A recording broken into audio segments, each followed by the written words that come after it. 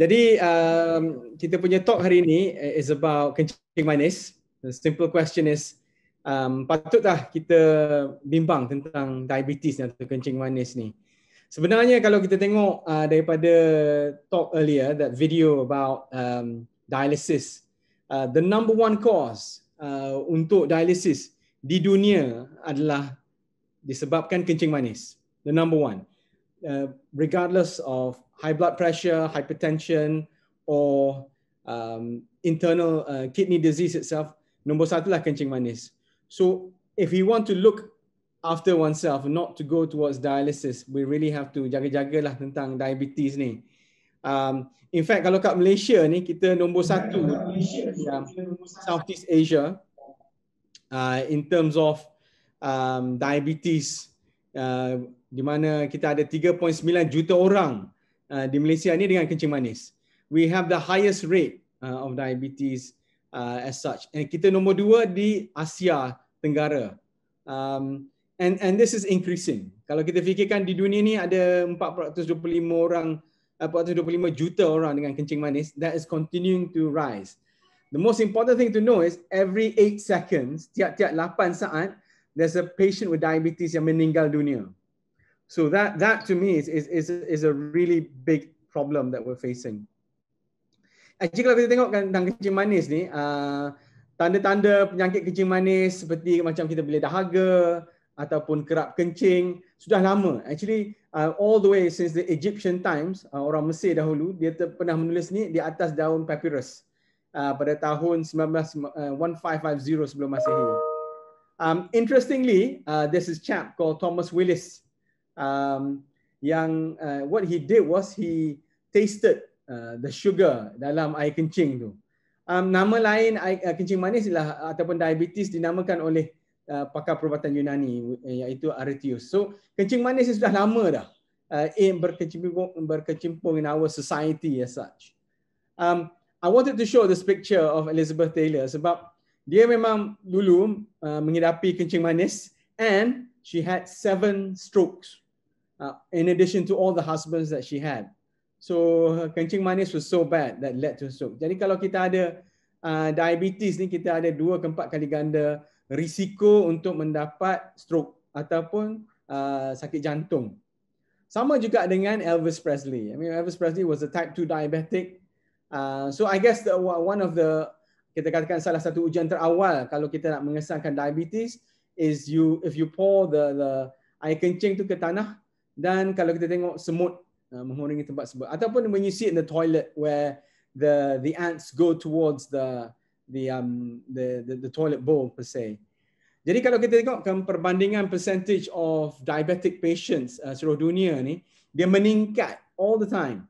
So sekarang ni in the worldwide, our population is 425 million dengan kencing manis. Kalau kita tengok kan this map, in Asia Tenggara, kita yang paling ketara in terms of increment in size.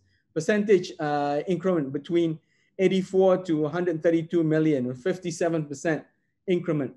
Ini memang menakutkan, to be frank. Dan pandemik kencing manis ni, kalau kita tengok kan, dalam satu bilik tu, the person sitting next to you, you have a 1 in 2 chance of developing diabetes. So you've got undiagnosed diabetic sitting next to you. 1 in 11, 1 in 11 has diabetes, as I mentioned earlier. 425 million people with it. And then the worst thing is that 12% of all the global health expenditure is spent on diabetes. 727 billion, which is a whole lot of money. And it's continued to be spent in any public healthcare service throughout the world. Where I worked before in the UK, my trust, we spent upwards of $1 billion a year on diabetes alone. Komplikasi diabetes daripada stroke, heart attack, dialysis, stroke care dan sebagainya. Dan lagi penting for all the ladies here, kalau kita tengok kan 1 in 6, 1 per 6 births is affected by kencing manis. Where you develop this gestational diabetes. Yang penting sekali kalau dapat gestational diabetes ini, you have 35 ke 40% risiko to develop diabetes after you've delivered the baby. So this is really important. So as I said earlier, 39 juta orang yang berumur 18 ke atas di Malaysia ini ada kencing manis. Ini data from last year. Now we're going to publish the latest data from this year, but the numbers are increasing. Disebabkan obesity, disebabkan combination dengan kita ni, we are the most obese nation in Southeast Asia juga. So 1/5 adults ada kencing manis. Dan kita nampakkan kencing manis ni continuing to rise. Jadi kalau tengok dekat slide yang sebelah tu, ada sekarang ni budak-budak iaitu anak kita yang sudah ada type 2 diabetes. Actually quite recently I had a patient who was 8 years old. Imagine that, 8 years old, 8 tahun sudah ada kencing manis. Disebabkan dia pergi ke sekolah, he got bullied because he was fat. He came back, he would have an early dinner at about 5 p.m. Dia tunggu mak dia balik pada kerja, who comes back late at about 8 p.m. He has another dinner. So the multitude of meals yang dia makan lead to obesity, which then leads to the development of diabetes. So this is the problem, this pandemic. I know we're all talking about pandemic, COVID, tapi this pandemic or syndemic of diabetes and obesity lagi menakutkan. So jadi dari segi sosiologi, dari segi etnik, kencing manis ni 6 kali lebih kerap di kalangan orang Asia seperti kami, all of us, Asians in general. Kencing manis ni 3 kali lebih kerap di antara orang Afrika ataupun keturunan Afro-Caribbean because of a genetic effect. Tapi yang paling membimbangkan daripada in terms of social strata, the morbidity, iaitu risiko untuk sakit jantung ataupun stroke 3.5 kali lebih kerap di antara what we call the urban poor, or orang yang berpendapatan rendah berbanding dengan orang berpendapatan tinggi. Dan variasi gender ada juga, iaitu dia lebih kerap di kalangan wanita. Tapi yang menyedihkan ialah jangka hayat wanita dengan diabetes lebih pendek berbanding dengan lelaki. Dan wanita yang obes ataupun gemuk 13 kali ganda keberangkalian untuk menghidap diabetes berbanding dengan wanita kurus.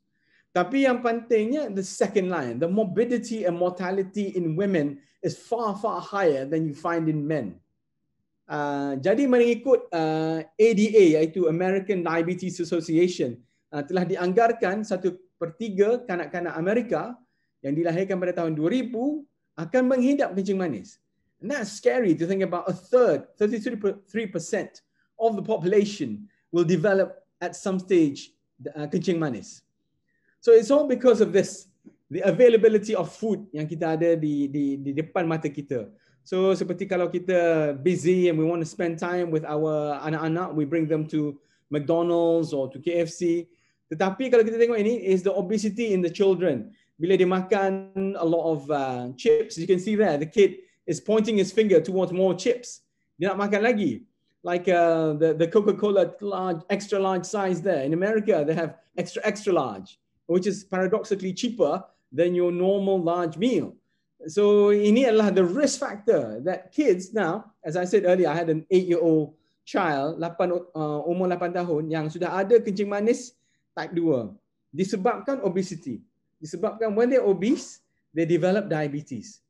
So the problem, the foundation really is, how do we target obesity? And this is the issue. Like this lady here, she's been sitting for too long. She lost sight that she was sitting on her dog. And she lost the dog. Sebabnya kebanyakan manusia malas bersenam ataupun menggunakan tenaga kecuali untuk mengelakkan dia bahaya ataupun untuk makan ataupun untuk keperluan sort of what I call the sexual changes that one would expect per se. Jadi kita kena move ourselves more. We need to be more active. We need to go out. Kalau esok hari Ahad, go out walking, go out hiking, 10,000 steps a day if possible. So a lot of my patients would ask me, apakah itu kencing manis? Apakah itu diabetes? So to simplify it, bila kita makan, the food yang kita makan tu yang masuk dalam kita punya perut, dia daripada perut tu dia kena absorb. Jadi absorption ni dia masuk daripada perut, masuk ke dalam saluran darah. Dan bila dalam saluran darah tu, gula daripada saluran darah kena masuk ke dalam sel. Dan kita ada trillions of cells in our body.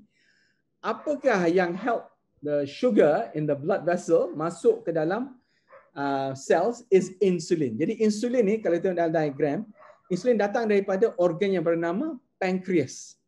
So in diabetes ni, kita either tidak cukup insulin, which is type 1 kencing manis, ataupun kita banyak sangat insulin tapi dia tidak berfungsi. What do I mean by that? Maknanya insulin ni macam kunci kepada pintu sel.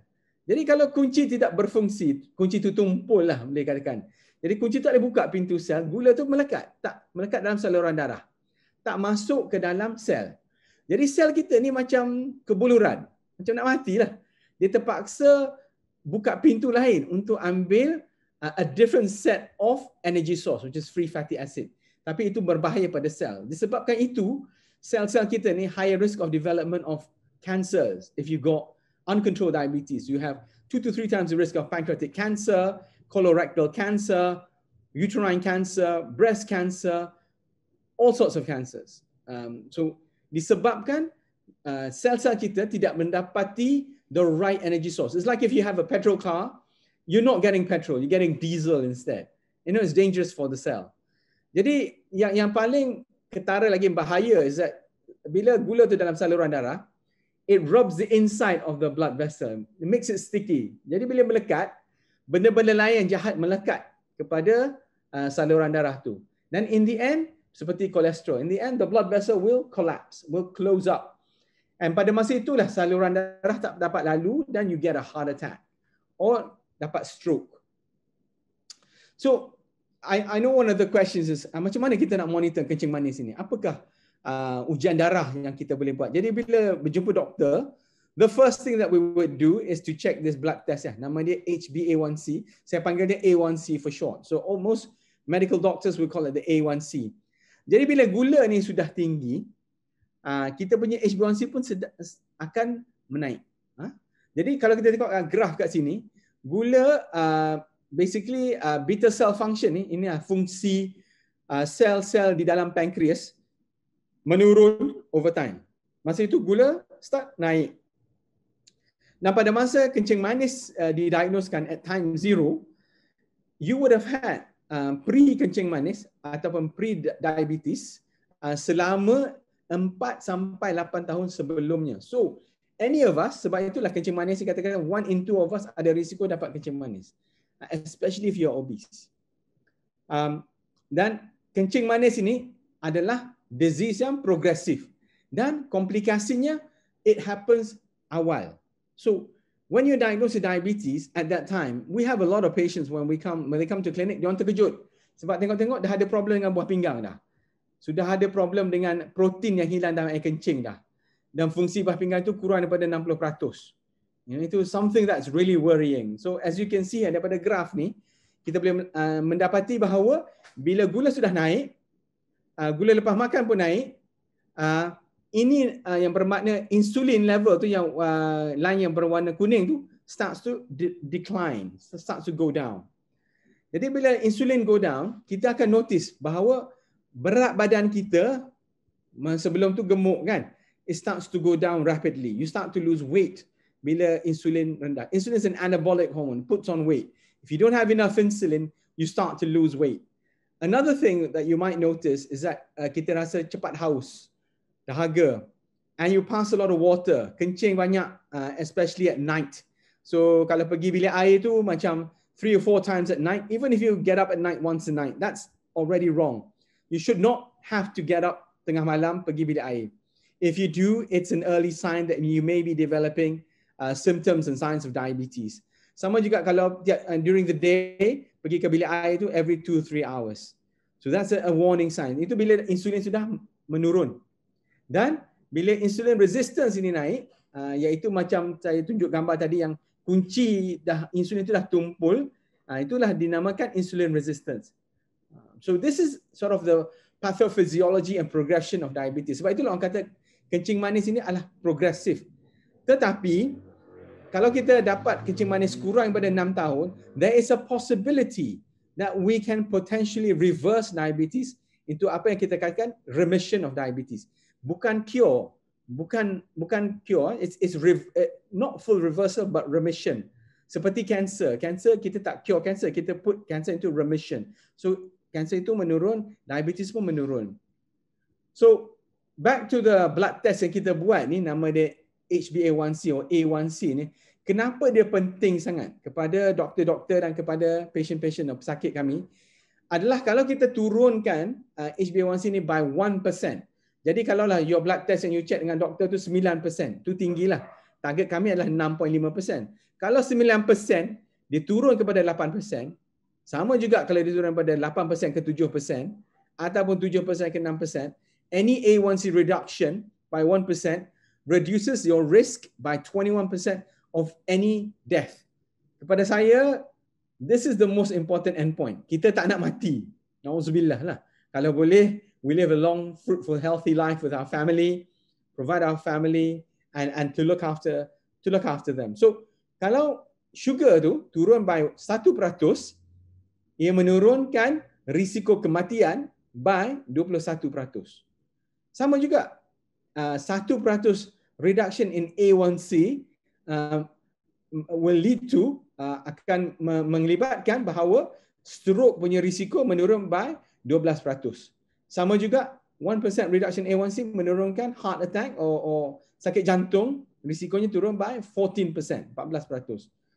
More importantly, a lot of us are more interested in the reduction in amputation risk. So kalau amputasi risikonya menurun sebanyak 43%. That's a big reduction. Jadi, I have a patient on the ward right now who's just had an amputation of a right big toe. Disebabkan gula dia semakin naik.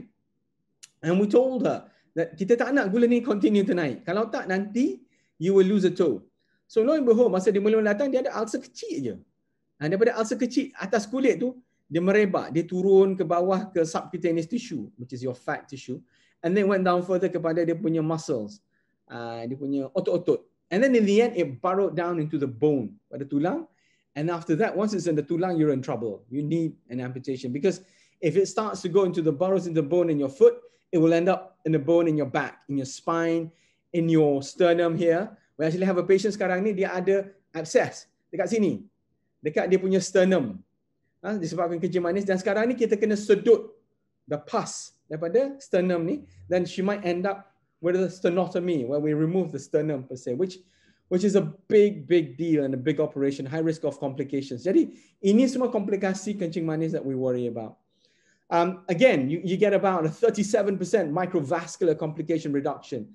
Apakah maksud ni? It means that risiko seperti yang dimention earlier, bahawa your risk of dialysis, your risk of blindness, risikonya menurun sebanyak 37%. I think what's most important is this, I panggil ni legacy effect. Effect legacy, bahawa kalau kita menurunkan gula sebanyak 1% ni, kita menurunkan all the risiko-risiko komplikasi yang berkaitan dengan kencing manis. Seperti mata, seperti dialysis, seperti kudung kaki, seperti heart attack, seperti stroke. So, kita nak berhentikan this legacy effect. The better your sugar control is, the less risk of all these legacy effects causing microvascular and macrovascular complications. So it's really crucial for us to get on top of the control as early as possible. Jadi, most of the guidelines yang kita ada, it recommends what we call individualized glycemic targets. So tiap-tiap patient yang kami menjumpai di klinik, kita katakan pada diorang, okay, let's say your control is 9%, we want to get it down to about 7%. Tetapi kalau patient itu tua, more than 75, the target is less stringent. So kita katakan, let's say we go down from 9% to maybe 8%. Sebab kalau gula itu turun banyak sangat dan secara mendadak, ada risiko dia akan dapat macam tangan-tangan kebas. Okay, we call that insulin neuritis. Or there is a risiko of endangering the eyes, so you get retinopathy. So walaupun kita nak gula itu turun, tapi kita tak nak gula itu turun secara mendadak.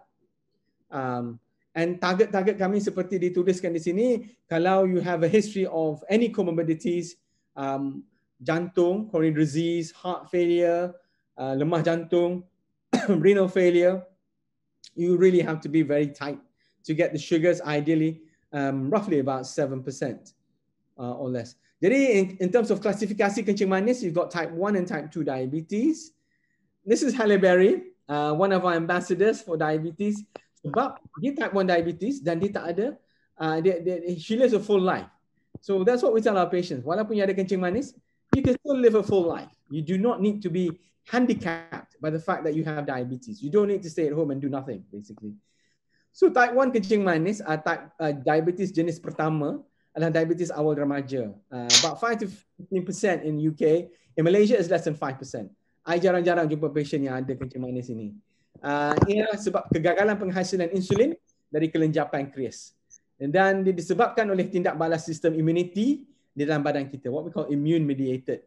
Dan selalunya berat badan pesakit tidak obes ataupun dia kurus. Dan berkaitan rapat dengan other autoimmune disease yang lain, penyakit lain seperti thyroid problems, Addison's, which is a problem with your adrenal gland, anemia ataupun darah yang kurang, anemia, dan vitiligo adalah spots on your skin. Ini untuk our ladies, ibu yang mengandung ataupun hamil. Bila kandungan bayi lebih pada 6 minggu, normally at about that time to about 24 weeks, you have a development of diabetes gestasi. And about 4% of all women who are pregnant would have this. Tapi I think all of you women who do get pregnant dan pernah dapat diabetes gestasi ini, please get yourself checked untuk kencing manis, because you have 35 ke 40% risiko untuk mendapat type 2 diabetes. Dan peratusan type 2 diabetes adalah 90 ke 95% daripada keseluruhan diabetes di Malaysia dan di US. And this is because of insulin resistance that I showed earlier. So disebabkan insulin itu yang macam kunci yang tumpul, tidak boleh buka pintu kepada sel-sel. Jadi insulin tidak boleh transportkan gula daripada saluran darah kepada organ-organ yang memerluinya, seperti kepada liver, kepada your muscles, to the rest of the body. What's really important, I think a lot of us have a couple of heroes in our lives. So one of my heroes is George Lucas from Star Wars. And of course his creation, iaitu Jabba the Hutt, I think he has diabetes, definitely lah. Jadi diabetes, as I said earlier, is a progressive disease, tetapi if you have it less than 6 years, you boleh menurunkan risikonya kepada remission of diabetes. In terms apa yang kesukaran ya, untuk mengawal type 2 diabetes ini, 80% pesakit diabetes adalah obese. Okay, 70% menghadapi darah tinggi. 50% sudah ada komplikasi masa diagnosis tu, seperti mata, macam difficulty in seeing already ataupun leading to kidney disease. Dan 75% ada difficulty in controlling the sugar, kawalan rendah yang glycemic. Okay. So komplikasinya adalah ini. Kalau kita nak ingatkan, if one slide you have to remember adalah kalau heart disease and stroke 2 ke 4 kali ganda risiko kematian disebabkan penyakit jantung. Blindness 12,000 ke 24,000 kes buta setiap tahun disebabkan diabetic retinopathy. Nombor 1 kes buta di kalangan orang dewasa. Nombor 1 sebab utama untuk end-stage renal failure untuk dialysis is diabetes. 44 case percentage of cases is due to diabetes, and amputation risk as well. So I think the problem why patients tak aware of this is because kita tidak pandai to tell patients to be scared or to be aware of diabetes. Tidak ada motivasi untuk rasa takut tentang kencing manis. Kita tahu kalau kolesterol tinggi, ada risiko arteri tersumbat. Kalau ada diabetes, masalah mata dan kaki. Tapi sebenarnya, all of it is bersangkut paut. So a lot of questions my patients would ask me is, boleh tak kita hidup lagi lama? Boleh tak kita kurangkan komplikasi diabetes? Apakah kesan legacy? So the first answer to the first question is, kalau ada kencing manis tak control, your lifetime is limited if you're a man by -7 years compared to if you have your twin brother. Let's say you are 75 years old, which is the average lifespan of a man, you will die by the time you are 68. 7 years younger. Risikonya ada dekat situ kalau gula tidak dikontrol. If you're a woman, the average lifespan is 85 tahun. Risiko kematian in women as well is down by 5 years. So you'll die at about 80. Jadi kencing manis ni is really important to get on top of. And that's how you control komplikasi diabetes, is to look after the blood sugar, the blood pressure, and the cholesterol, and your weight. So this patient of mine adalah satu remaja yang unfortunately kat sekolah sudah dibuli, tidak dapat pergi sekolah, dia duduk kat rumah dia, dekat bilik, kat atas bilik, dia tak boleh turun. Mak dia bawa makanan ke bilik dia, dia tak boleh masuk toilet pun, dia kena komod, and he had a lot of bad sores. So one of our GPs went to visit him and said he needed to come to hospital sebab mata dia dikuning. He had what we would call cirrhosis, development of liver failure. Jadi patient ni tak boleh turun tangga. Jadi pasukan bomba terpaksa pecahkan window, keluarkan dia through the window with their own equipment like a crane, get into the ambulance, sampai ke hospital, kita mendapati bahawa katil hospital itu kecil sangat untuk dia. Jadi kami terpaksa buat katil yang lagi besar for him. And then because he had liver failure, kita kena visualize dia punya liver macam mana. So he had to have a CT scan. Dia tak muat dalam CT scan dekat hospital. Jadi dia terpaksa masuk dalam kita punya ambulance to go to a hospital vet. Dekat hospital vet baru je dia dapat masuk CT scanner yang sesuai untuk kuda. So it's a kuda kind of like a horse's CT scan. Dan masa itu baru kita dapat tengok bahawa he had huge fatty liver. So the number one cause of liver failure or liver transplant is due to fatty liver, and that's due to diabetes. Jadi kencing manis ni banyak organ yang di-affect. Liver, kidney, eyes, nerves, heart, brain, everything. This patient unfortunately died in hospital. So that's one of the big things. And he was too young to die. Rawatan untuk kencing manis ni banyak. Diet, tablets, insulin dan sebagainya. Dan diet untuk senaman ni adalah aspek penting untuk mengawalkan type 2 kencing manis. So penurunan berat itu adalah penting sekali. Supaya kita dapatkan meningkatkan sensitivity insulin badan. So even if you lose 10% of your body weight, you will improve the remission of your diabetes. Apa yang kita boleh makan? Adakah gula dan makanan itu musuh utama saya? Betul. Yes, it is. And what you need to eat, you need to look at your plate. What you can is go out, pergi kat IKEA atau kedai mana-mana yang ada plate yang kecil tu, yang untuk budak-budak yang dah split in half. So half of your plate is vegetables. 1/4 of your plate sebanyak ini aja untuk nasi. Nasi should not exceed a palm size. Same as well with the protein. So moderation, don't eat macam ni. Okay, not too much carbs. And makanan yang baik adalah yang sebelah kanan ini, what we call low glycemic index ataupun low GI index foods. Bread ataupun roti yang keras, yang brown, yang banyak biji-bijiran. Yogurt, low fat yogurt, no sugar yogurt. Look in the back, make sure yogurt tu adalah kurang daripada 200 kalori per serving.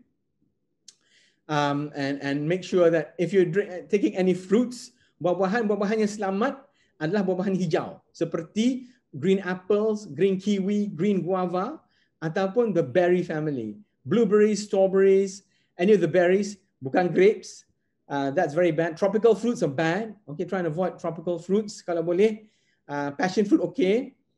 And that's because semua ni adalah low glycemic index food. Low glycemic index fruits per se. So in other words, calorie intake, ini yang paling bahaya lah. Potatoes, French fries, chips, Mars bars, really dangerous. You can see the calorie content is high. Tapi dekat Malaysia ni apa yang lagi teruk? Adalah ini, kita punya favorite dish, nasi lemak. So nasi lemak yang kita makan pagi tu, it at least is about 730 calories. It's huge amount of calories. Banyak sangat. And this is more than a third of the calories that you need in a day. So kalau nak makan nasi lemak, what you need on the plate is nasi sebanyak palm size, segenggam sahaja. Lepas tu kalau boleh, setengah pinggan tu penuh dengan sayur-sayuran. All the cucumbers that you can find, everything, pack it in with all the vegetables. Tetapi kurangkan nasi. Nasi, if possible, try and get the basmati rice, brown rice or black rice. What you find is that the harder the rice, the slower it's absorbed. Jadi gula itu tak melonjak naik bila kita makan. Kita nak gula itu naik slowly supaya insulin yang kita ada can cope. Kalau kita makan cepat sangat, macam mashed potato in KFC, mashed potato, that's really bad. The insulin's not going to keep up. You're in trouble. Jadi obesity ni disebabkan the carbohydrate that we take. Dia lagi bahaya daripada lemak. So you've got to shift away from thinking of saturated fats towards thinking of reducing your sugar. So therefore, you need to eat more low GI foods. Glycemic index yang kurang pada 55. All bran, roti rice, spaghetti, kacang panjang, apple hijau, lobak merah, susu skim, kacang. Kacang tu janganlah banyak sangat. Kacang yang macam dibagi on the aeroplane, about that size. These are the glycemic index of foods that I have here.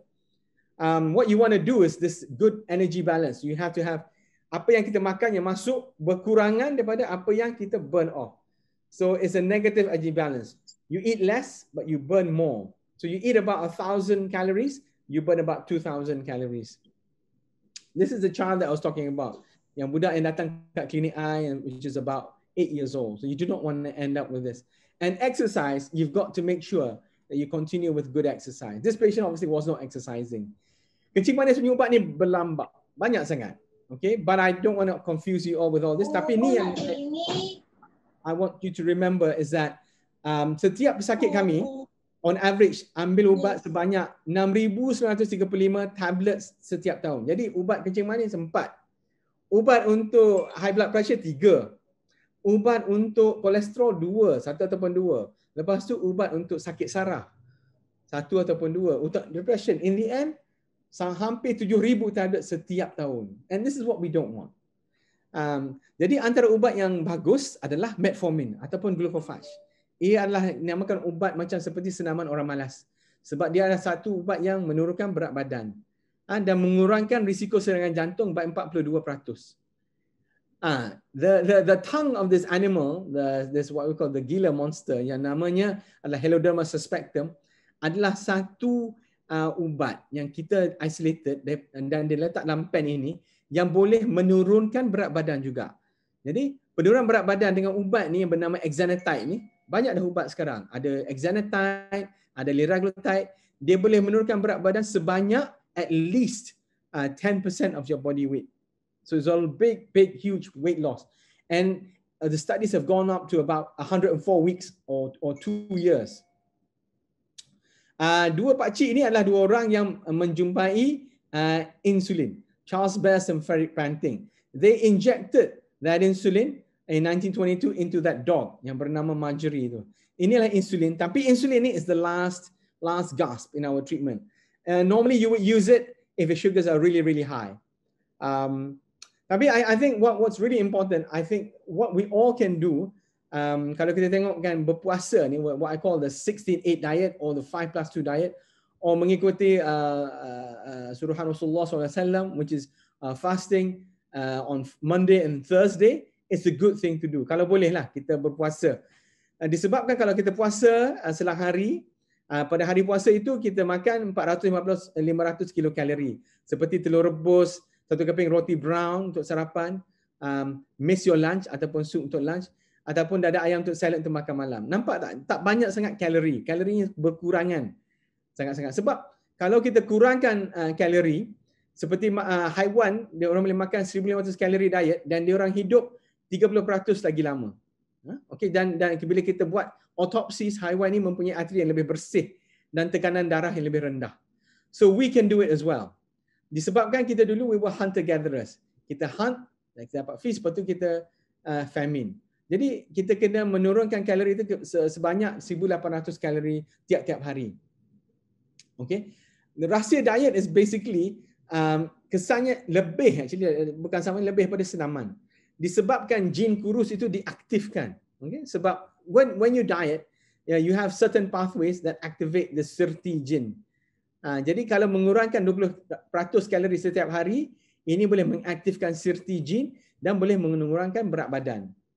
So kenapa diet ini penting? Sebab mengurangkan risiko diabetes, sakit jantung, penyakit nyanyuk, iaitu Alzheimer's disease. Dan kalau boleh tubuh yang memasuki kondisi puasa 8 jam ini, selepas makan sarapan pagi, sahur, ialah bila usus menyelesaikan penyerapan nutrisi. Jadi glukosa yang disimpan di hati dan di otot, that's what you want.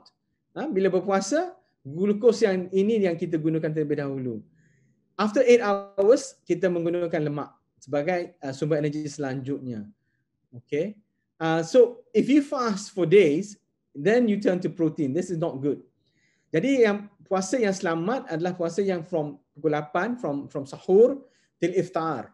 So from 6 a.m. till about 6:30, 7:30 p.m. So ataupun kita buat 16-8 diet, iaitu kita makan malam and then kita miss breakfast sampai tengah hari. What this does, it results in this what I call a gentle transition daripada kita guna gula towards fat as the main energy source. So bila kita guna fat, it helps to lose weight. Sebab you dah use up gula dah, you burn the fat. And that weight loss, bukan sahaja weight loss air, it was 70% water, tapi kita lose fats juga. So that reduces blood pressure, cholesterol, dan blood sugar. It's a detoxifying process. Then after that, you feel a lot happier. You have this happy hormones that go up. So you need to eat complex carbohydrates, fiber-rich foods, grains and seeds, a lot of barley, wheat, oat, malt, semolina, beans, lentils, flour, basmati rice, brown rice. Penuhkan your food with cereals, but not cereal yang macam Kellogg's cornflakes, bukan.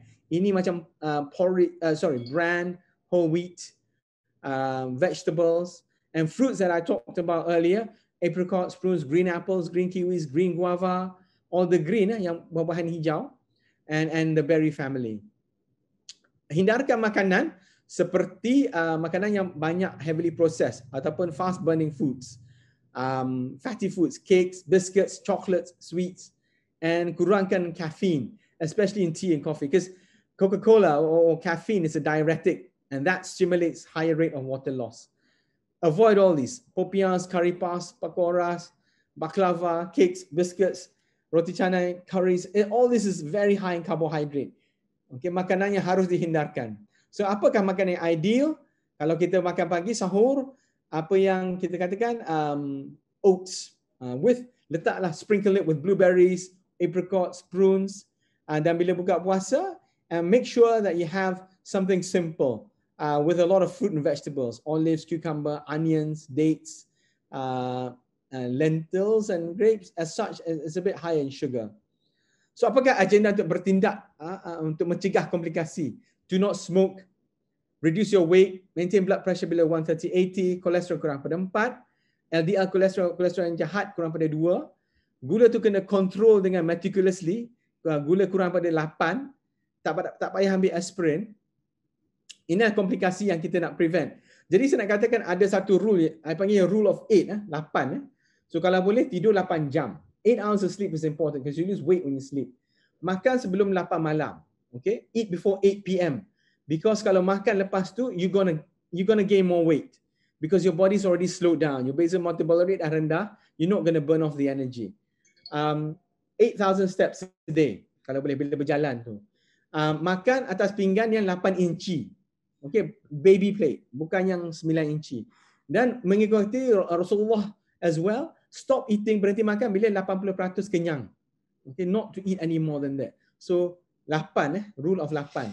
I think out of the 8 yang paling penting sekali, makan sebelum pukul 8 malam. Okay, and that will prevent semua ni, komplikasi kepada stroke, risiko stroke 2 ke 4 kali ganda kencing manis. Mata, number 1 cause of blindness is diabetes, retinopathy.